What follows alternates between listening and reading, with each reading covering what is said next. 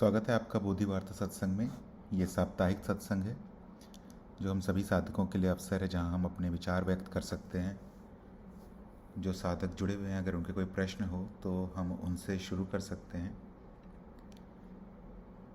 नहीं तो मेरे पास कुछ प्रश्न आए हुए हैं, मैं उनसे शुरू करता हूं। बाकी जो साधक जुड़े हुए हैं वो कभी भी अपने प्रश्न लिख करके भी पूछ सकते हैं या माइक ऑन करके बोल करके भी पूछ सकते हैं। पहला प्रश्न है कि एक साधक पूछ रहे थे कि क्या साक्षी भाव में रहने से देह के साथ तादात्म्य नष्ट हो जाता है। तो कई बार ऐसा लग सकता है जब साधक नए नए मार्ग से जुड़े हुए हों, तो ऐसा प्रतीत होगा कि शायद जब साक्षी भाव में रहने लगे तो देह के साथ कोई तादात्म्य नहीं होगा। पर जब आपको आत्मज्ञान हो जाएगा उसी समय आपको ये समझ में आ जाएगा कि आपके सामने जो भी अनुभव प्रकट है वो पूरी तरह से मिथ्या है।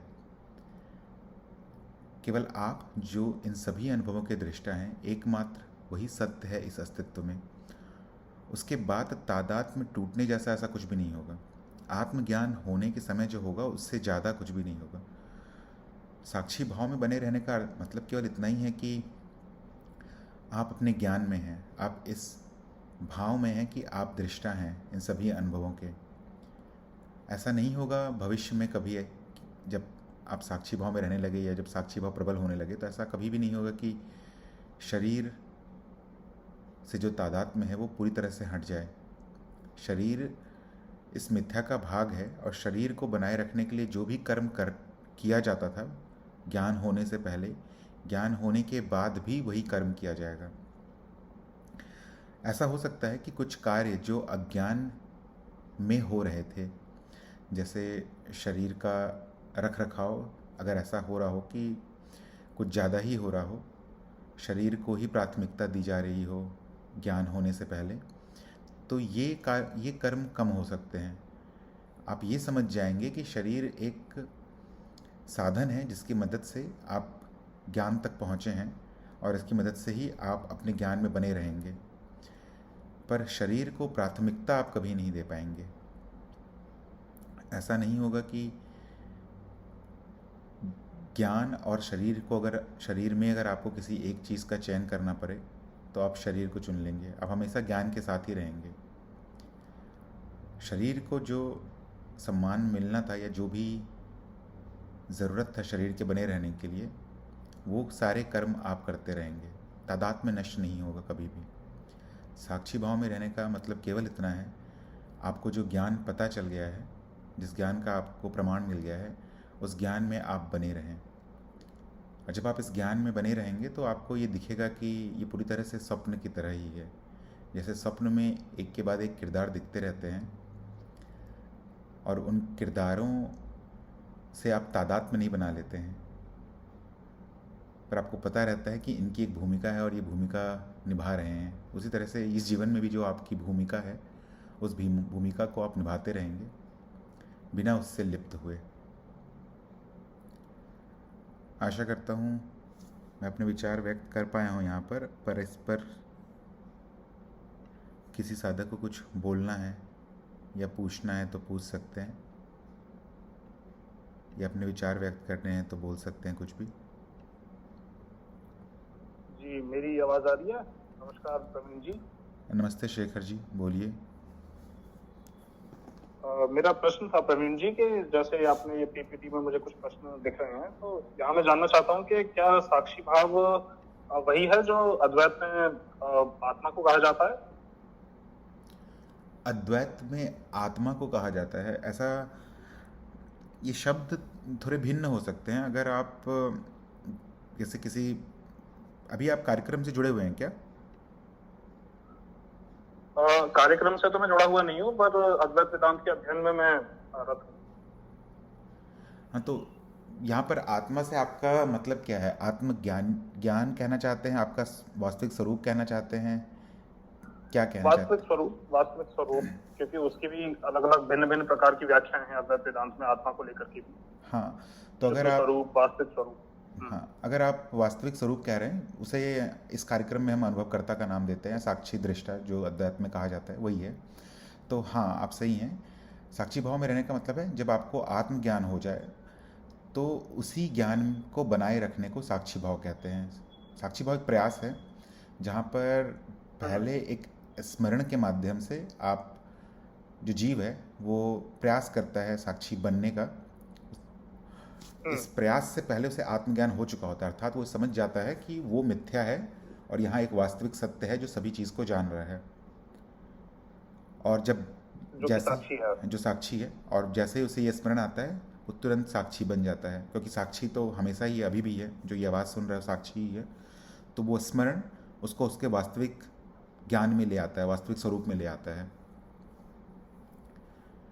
अच्छा, जैसे मैं यहाँ पे दूसरा प्रश्न भी देख पा रहा हूँ कि क्या साक्षी भाव बनाए रखने से बुरे कर्म नहीं होते हैं। तो अच्छा, साक्षी भाव जो होता है क्या वो इस पर नियंत्रण कर सकता है कि काम अच्छा हो या बुरा हो, या फिर वो बस दृष्टा मात्र है?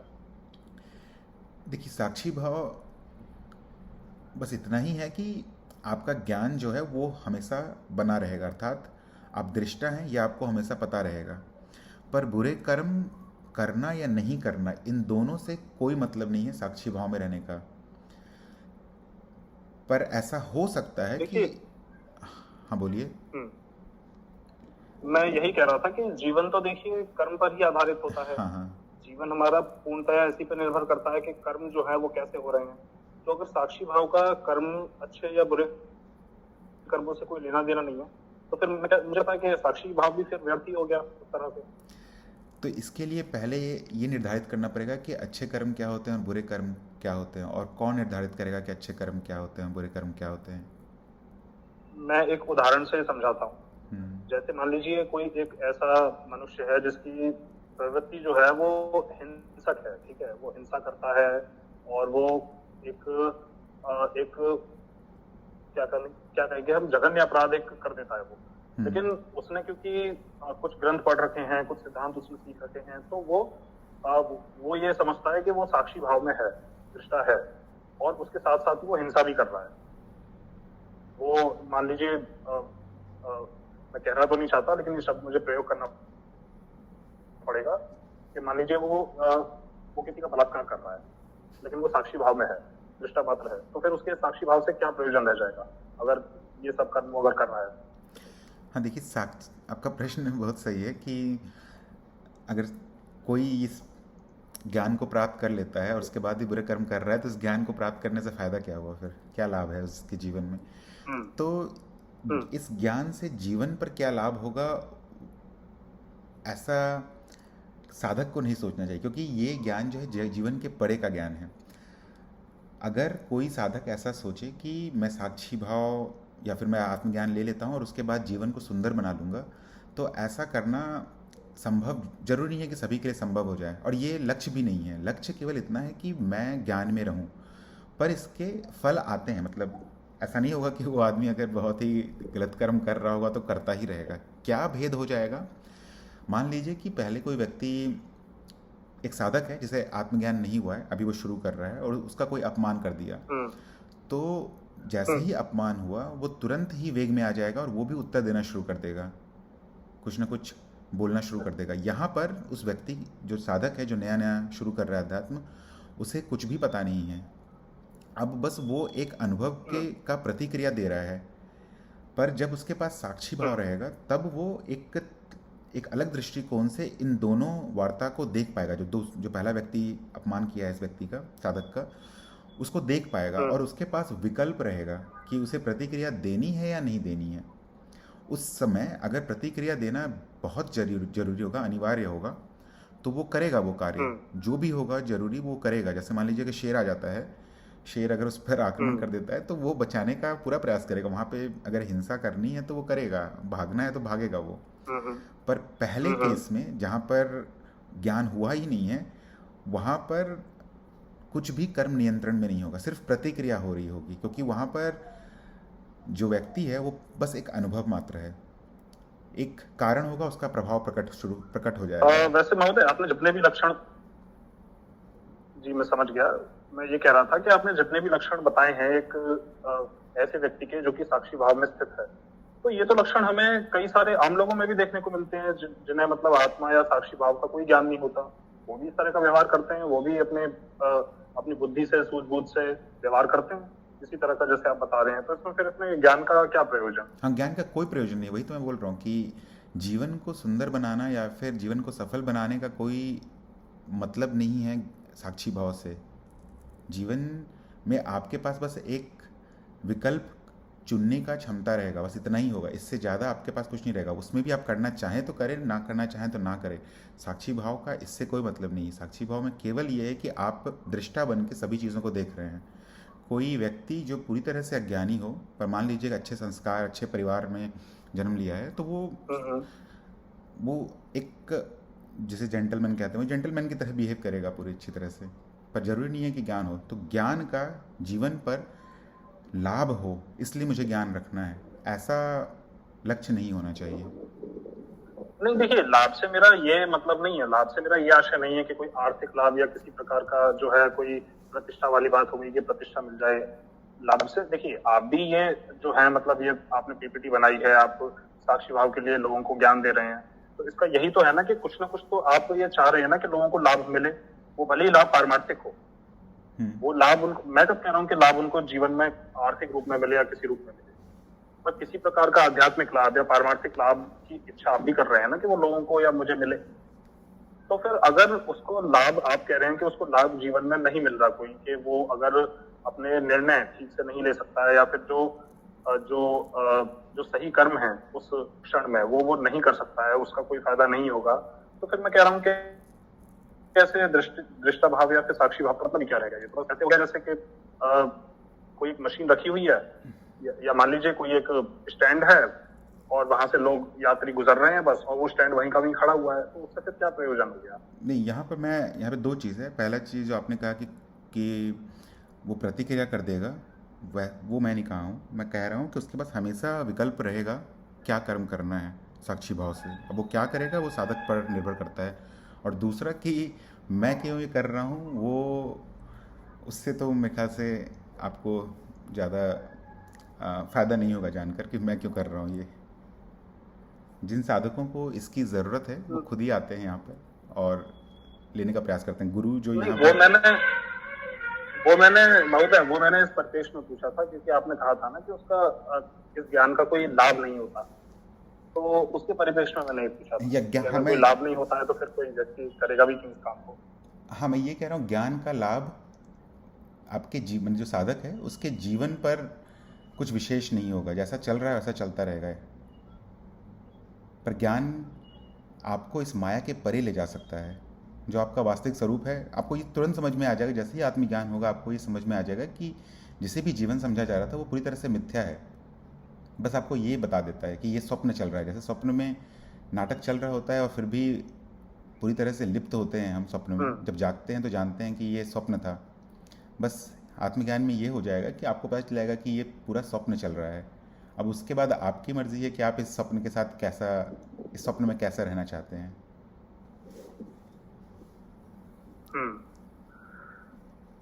समझ पा रहा हूँ मैं आपकी बात, लेकिन फिर महोदय बात यहाँ पे ये भी आ जाती है, वही उसी सवाल को मैं रूप बदल के पूछ रहा हूँ ताकि आपको अंततः समझ आ जाए कि मैं क्या कहना चाह रहा हूँ। कि जैसे आपने कहा कि जीवन पर उसका कोई व्यवहारिक लाभ हो ना हो, पर जीवन को लेकर के उसकी समझ विकसित हो जाएगी। मतलब आपके शब्दों में वो ये जान लेगा कि जीवन जो है ये मिथ्या है, ये स्वप्न मात्र है। लेकिन चलिए व्यवहारिक रूप से ही सही, जिएगा तो वो यहीं पर ही ना, इसी जगत में जो भी सारे काम जो आम लोग भी करते हैं वो भी करेगा। तो अब वो इस जगत को फिर स्वप्न समझे या ना समझे, क्योंकि देखिए अगर वो इस जगत को स्वप्न समझ रहा है, प्रश्न मेरा यही है कि मतलब इसका व्यवहारिक लाभ जो है, क्योंकि देखिए कोई भी दर्शन दिया जाता है, अगर ये समझाया जाता है कि ये जो जगत जो है ये स्वप्न मात्र है, तो वो भी अंततः अगर हम इसको हम मनोवैज्ञानिक दृष्टि से देखें तो ये ज्ञान भी, ये स्वप्न का मिथ्यात्व का ज्ञान भी मनुष्य को इसलिए दिया जाता है ताकि उसका कोई ना कोई व्यवहारिक प्रयोजन जीवन में जरूर होता है। तो वो व्यवहारिक प्रयोजन क्या है वो मैं समझ नहीं पा रहा हूँ।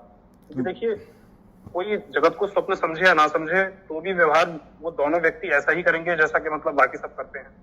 एक आम व्यक्ति भी वैसे करेगा, एक साक्षी भाव वाला व्यक्ति भी वैसे करेगा।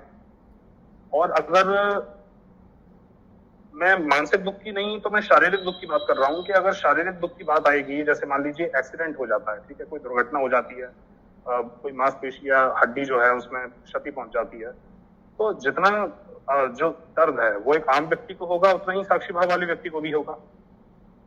और अगर हम मानसिक दुख की भी बात करें, जो मानसिक ताप होता है, वो भी फिर मामला, वो भी सब्जेक्टिव है, वाद विवाद का विषय है कि उसमें उस पर भी कोई अंतर पड़ेगा या नहीं पड़ेगा।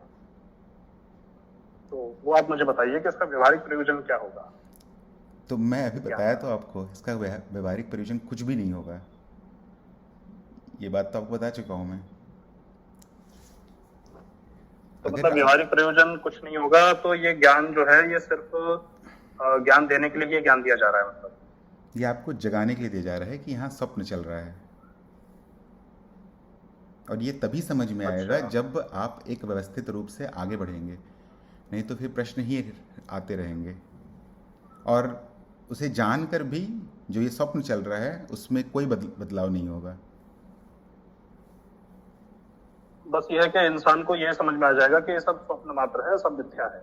हाँ, और सबको समझ में नहीं आएगा, क्योंकि ये जानने के लिए भी एक प्रकार की कृपा होती है, जिसे कहते हैं हम दृश्य दृष्टा विवेक। जैसे कितना भी मैं समझा लूँ अभी आपको बैठकर कि यहाँ पर दृश्य है और एक दृष्टा है, वो समझ में नहीं आएगा जब तक ये एक विशेष प्रकार का विवेक है, बुद्धि है, जो जागृत नहीं होता है। और इसे प्रयास से जागृत नहीं कर सकते आप। प्रयास से जागृत नहीं हो सकता, तो फिर कैसे जागृत होगा भाई?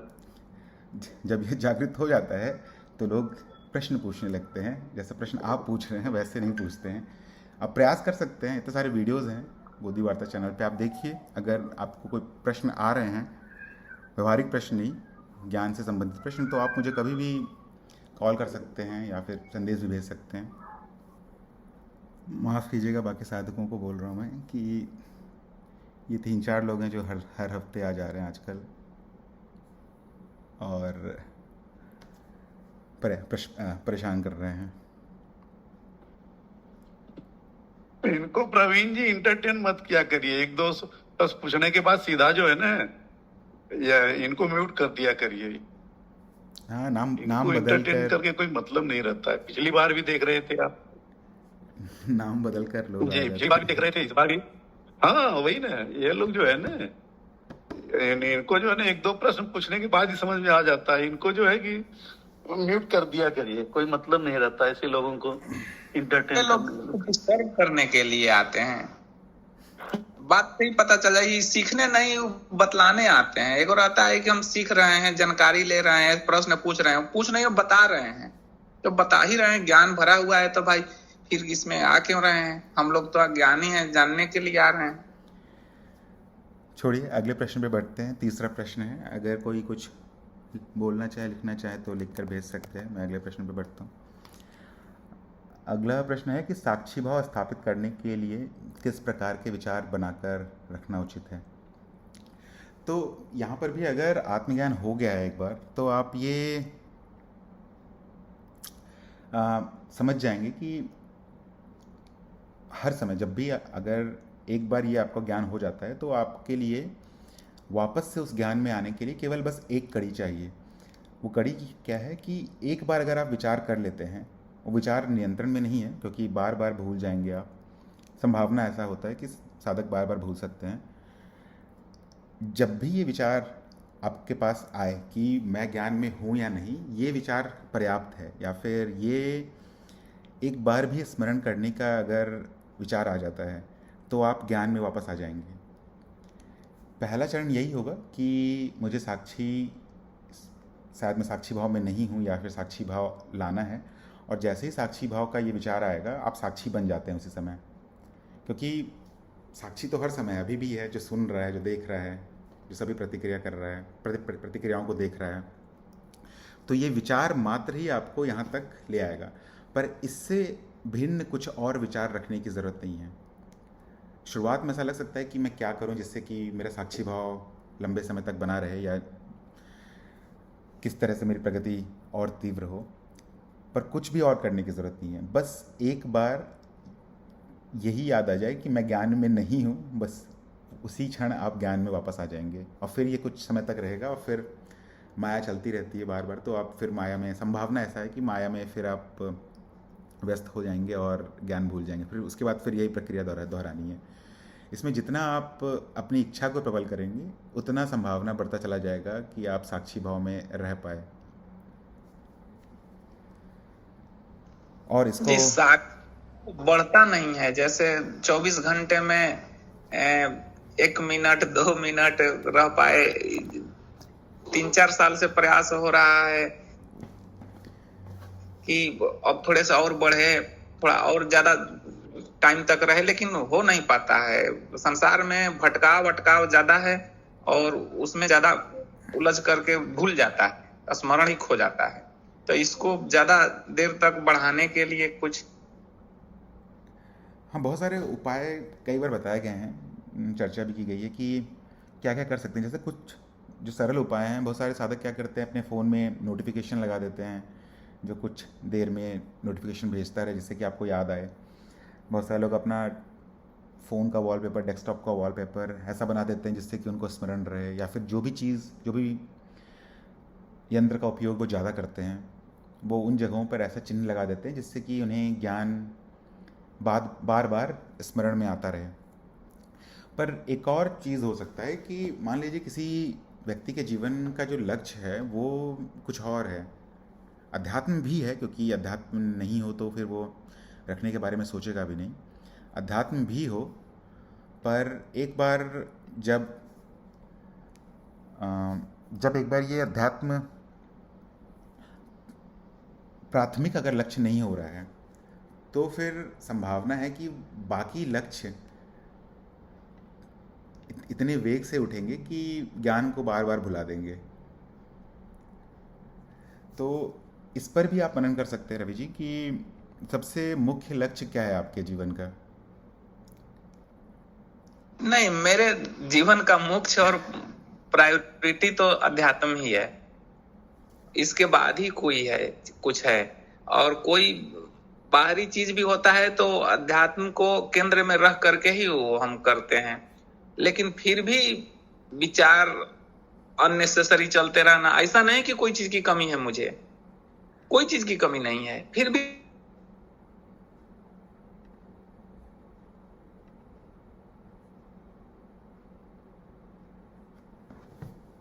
आपका आवाज़ थोड़ा कट गया है, अगर सुन सकते हैं तो फिर से अपना प्रश्न दोहरा दीजिएगा रवि जी। आवाज कट गई थी। हाँ, आवाज कट गई थी। हाँ, तो मैं वही कह रहा था कि प्रायोरिटी तो मेरे लिए अध्यात्म है, लेकिन विचार अननेसेसरी चलते रहते हैं और साक्षी भाव का स्मरण खो जाता है। कभी कभी बीच में आ जाता है, अरे याद पड़ता है कि मुझे तो साक्षी भाव में रहना था। हाँ, कुछ देर रहे, फिर गायब हो गया, फिर कुछ देर रहे, 2-4 घंटे बाद फिर गायब हो गया। तो इस तरह से यात्रा तो बहुत लंबी लग रही है, कैसे पूरी होगी समझ में नहीं आता। आप प्रयास ही कर सकते हैं, इससे ज़्यादा तो कुछ कहा नहीं जा सकता है। और भी कुछ उपाय हैं, जैसे कि जब भी आपका साक्षी भाव चला जाए तो आप, जब आपके पास समय हो रात में सोने से पहले, तो आप प्रयास कर सकते हैं उन घटनाओं को वापस से दोहराने का। और इस बार जब दोहरा रहे हो तो साक्षी भाव में दोहरा सकते हैं। इससे बस यही होगा कि अगली बार जब वो घटना फिर से शुरू होगी तो साक्षी भाव रहने की संभावना ज़्यादा रहेगी।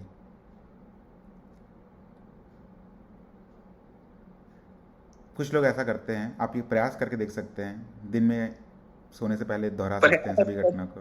3-4 साल से प्रयास कर रहे हैं लेकिन बढ़ नहीं रहा है।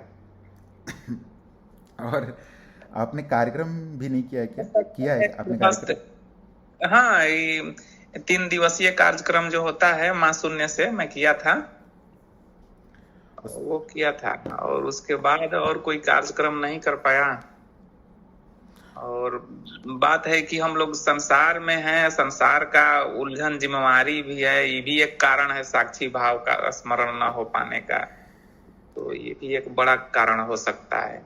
लेकिन इसमें भी जब जब याद आता है कोशिश करते हैं। लग रहा है कि पता ना अभी कितना टाइम लगेगा, कितना जन्म लगेगा। यह मंजिल बहुत दूर दिख रही है, इसीलिए सोचे कि कोई और उपाय हो या कुछ कृपा हो, कुछ और हो।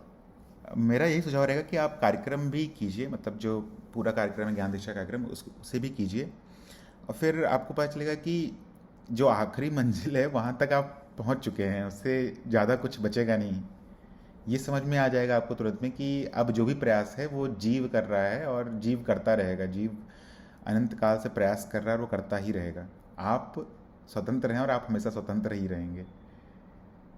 सुझाव यही रहेगा कि आप कार्यक्रम कीजिए, आगे बढ़िए, क्योंकि वो एक तरह से संस्कार स्थापित कर देगा, क्योंकि कार्यक्रम करने में एक लंबा समय लगता है, आपको लिखना भी पड़ता है, परीक्षा भी देनी पड़ती है, तो जीव को बहुत प्रयास करना पड़ता है, एक तरह से संस्कार स्थापित हो जाता है।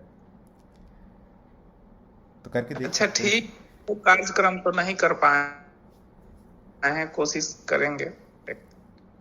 जो 8 चरण का कार्यक्रम है वो तो नहीं किए हैं, बस शुरू भी किए थे लेकिन बीच में छूट गया था, कोशिश कर देंगे।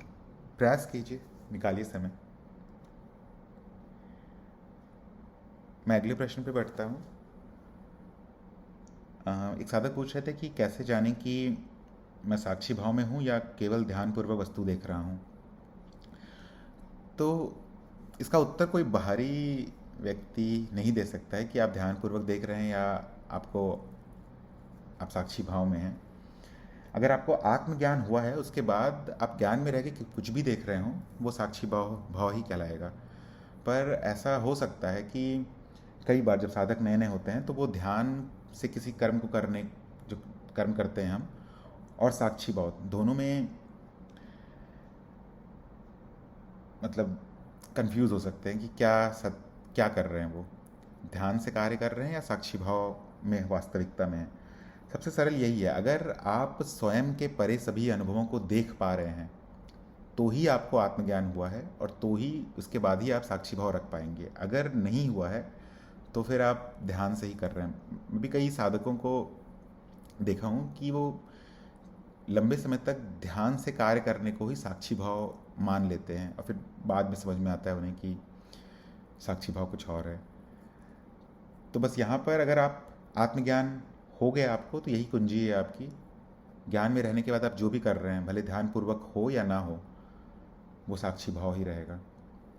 ध्यान होना या ध्यान रखना जरूरी नहीं है कि साक्षी भाव होने के बाद ही हो। ध्यान कोई भी कर सकता है, ज्ञानी हो या ना हो, पर साक्षी भाव आप तभी रख पाएंगे जब आपको आत्मज्ञान हो चुका है। और इसका निष्कर्ष भी आप खुद ही निकाल सकते हैं। एक बार आपको आत्मज्ञान हो जाएगा तो फिर आपको किसी प्रकार का संदेह नहीं रहेगा, और कोई भी आपको कुछ भी बोले आपको पता रहेगा कि आपको आत्मज्ञान हो चुका है। ये भी समझ में आएगा कि साक्षी भाव मेरा ज़्यादा समय तक नहीं रहता है, पर मुझे ज्ञान हो चुका है, ये निश्चित रहेगा आपके लिए। इस पर कोई साधक कुछ बोलना या पूछना चाहते हैं तो बोल सकते हैं या पूछ भी सकते हैं। अगला प्रश्न था कि क्या साक्षी भाव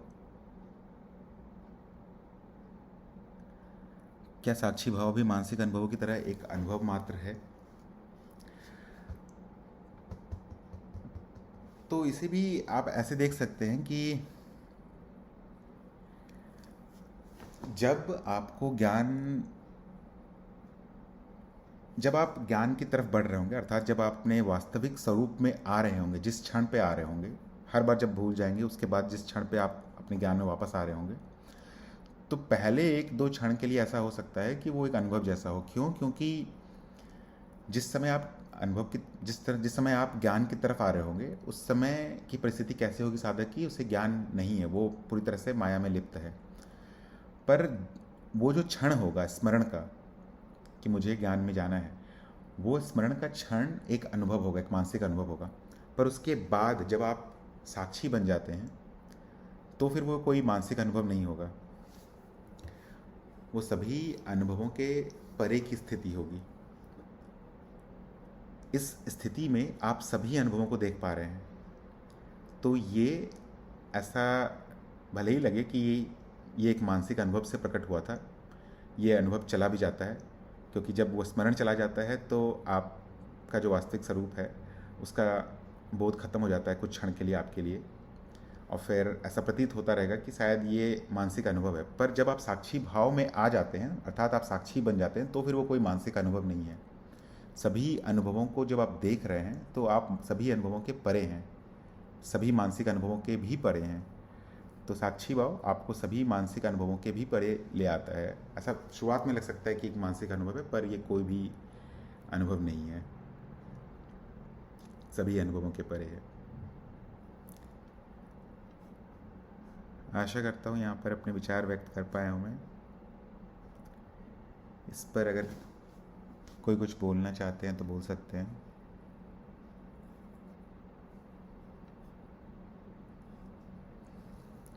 मैं अगले प्रश्न पे बढ़ता हूँ।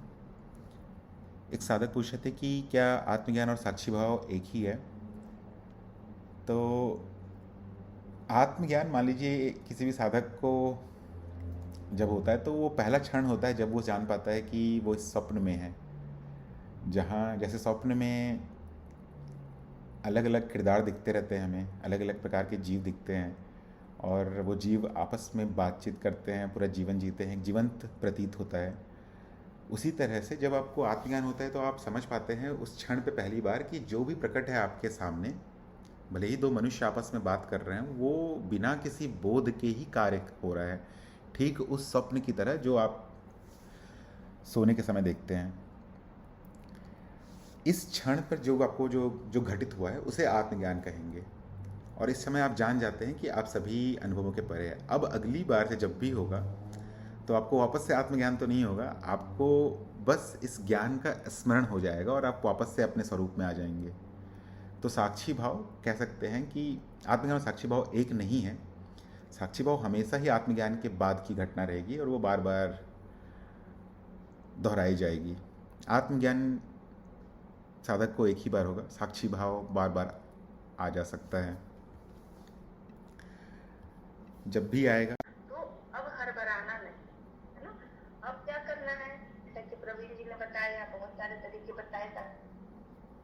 आपको साथ में कहा मोबाइल पे पर्दे पर लगा लीजिए, बोले का पिक्चर बना लीजिए, आंख का फोटो लगा लीजिए, तो ज्ञान मार्ग का प्रतीक है, ज्ञान मार्ग का प्रतीक याद देखते ही याद आ जाएगा, अरे मैं तो साक्षी हूँ। आप रात्रि को सोने के समय जो बोले प्रवीण जी एक बार दोहरा लीजिए सारी बातों को साक्षी भाव में, तो ऐसे करने से होगा। लेकिन आप अगर ये सोचेंगे कि मेरा क्यों नहीं हो रहा है, तो फिर इसी में अटक जाइएगा, है ना। हाँ, और एक और तरीका है कि आप सत्संगों में उपस्थित होते रहिए। जो सत्संग वगैरह होते हैं उसमें आते रहने से क्या होगा, कम से कम जितना देर सत्संग चलेगा उतना देर साक्षी भाव रहेगा, उतना देर न उसमें कम्युनिटी सही रहेगा, याद आता रहेगा, सत्संग का याद आएगा कि अरे इतने बजे सत्संग होगा, उस समय भी साक्षी भाव आ जाएगा कि हाँ अभी साक्षी भाव, अरे सत्संग क्यों, क्योंकि साक्षी भाव अब उससे लिंक करने वाले सारी चीजें आपको याद दिलाएगी, है ना। तो सबसे महत्वपूर्ण आपका समझना है कि जो उतने वर्षों का संस्कार है उसको समाप्त करना इतना आसान होगा सबके लिए, है ना। किसी के लिए बहुत आसान है, अभी कभी छोड़ सकते हैं, अभी कभी छूट जाता है, किसी के एक वर्ष में छूट जाए कि नहीं छूटता है, कोई दिक्कत नहीं है। आपको सबसे महत्वपूर्ण क्या है कि आपको पता चल गया कि आप कौन है, आपका परम सत्य, आप परम सत्य है, आप ये है, बस आपके सिवा कुछ नहीं। ये ज्ञान होना ब्रह्मांड की सबसे बड़ी घटना है ना।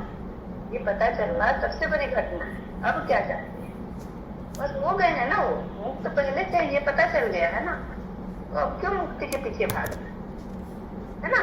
पता चल गया कि मैं पहले से मुक्त हूँ, अब जो भाग रहा है उसको भागने दीजिए, क्या दिक्कत है उसमें। ये बौद्धिक रूप पता है ना मुक्त, ये तो सिर्फ कहने सुनने में अच्छा लगता है, ये अस्तित्वगत होना चाहिए। बौद्धिक में और प्रमाण मिलने में बहुत फर्क है। क्या आपको प्रमाण नहीं मिला त्रिविद्यावसीय कार्यक्रम में? नहीं, वो है, वो टिकता नहीं ना है, वो थोड़े देर के लिए होने से वही कारण अभी बताया ना, कारण क्या है, संस्कार, पुराने संस्कार, वही कारण नहीं टिकने देता। तो उससे क्यों घबराना, जब मुझे पता चल गया कि मैं परम सत्य हूँ, मैं निर्लिप्त हूँ, मुझे में कोई विकार नहीं है, मुझे साक्षी भाव की भी आवश्यकता नहीं है, तो अब उसी भाव में रहिए। और जब आता है तो आता है, नहीं आता है तो कोई दिक्कत नहीं है, क्या दिक्कत है। है ना।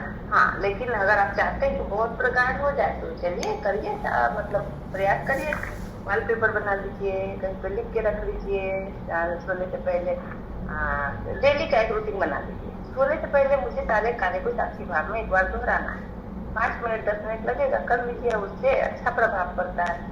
अच्छा नहीं, बहुत अच्छा प्रभाव पड़ता है। सोने से पहले दोहराने से उठिएगा तो आपका साक्षी भाव के साथ उठिएगा।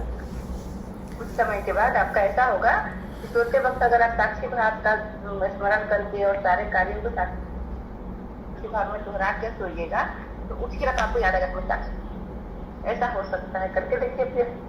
तो आपने कारण हाँ, वो पूछा था तो मैं कभी कभी अच्छा होता है, कभी कभी सुबह में भी, शाम में भी, दोपहर में भी ज्यादा सघन होता है, कभी कभी बहुत कम होता है, कभी कभी 2-3 दिन तक उसी नहीं रहता। बोले जी आप करता नहीं है ना, आप करने वाले है ही नहीं, ये भी एक बात है ना। तो जो प्रयास हो रहा है, जो बताया गया है, उसमें से जितना संभव है आपके लिए कर लीजिए।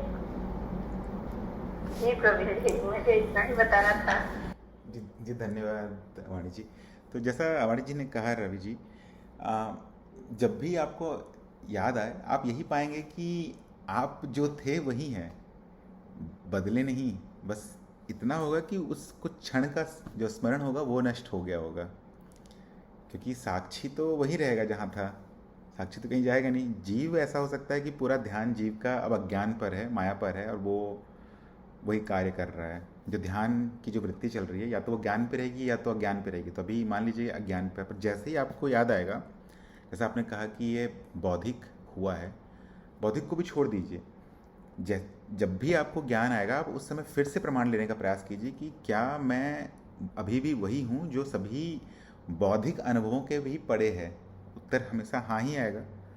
तो फिर आप जान पाएंगे कि जो भी चल रहा है वो नाटक ही चल रहा है आपके सामने, अभी भी नाटक ही चल रहा है, और आप कर नहीं रहे हैं कुछ भी। ये भी आपको प्रमाणित हो जाएगा कि करने वाला तो कोई है नहीं। तो ये जो मान लीजिए एक तरह से जो आखिरी भ्रम चल रहा है अहम का, कि मैं भूल जाता हूँ, मुझे याद नहीं आता, इसको भी स्वीकार कर लीजिए, इसके प्रति भी समर्पित हो जाइए, और आपसे जो प्रयास हो सके वो आप करने का कोशिश कीजिए बस। बाकी बहुत ज़्यादा इसमें दुखी होने का ज़रूरत भी नहीं है, ग्लानि होने का ज़रूरत भी नहीं है। जो हो रहा है वो सब पहले से ही जैसा होना चाहिए था, जैसा सुंदर होना चाहिए था, वैसे ही चल रहा है ये।